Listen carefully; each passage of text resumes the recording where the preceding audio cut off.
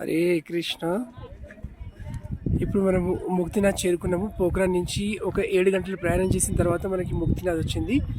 వచ్చిన తర్వాత మనకి ఇక్కడ ఇది మెయిన్ ఎంట్రన్స్, ఇది ముక్తినాథ్ది. ఇక్కడ నుంచి మనము పార్కింగ్ ప్లేస్ నుంచి ఇక్కడికి 1 కిలోమీటర్ నడవాలి. దాని తర్వాత మనకి 300 మెట్లు వస్తాయి. ఈ విధంగా ఉంటుంది మెట్లు. ఈ 300 మెట్లు ఎక్కిన తర్వాత మనకి ముక్తినాథ్ దర్శనం అవుతుంది.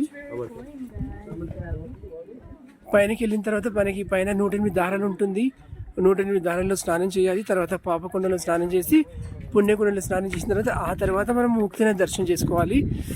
కానీ అక్కడ నీళ్లు చాలా చల్లగా ఉంటాయి. ఐస్ వాటర్ లాగానే ఉంటుంది సేమ్.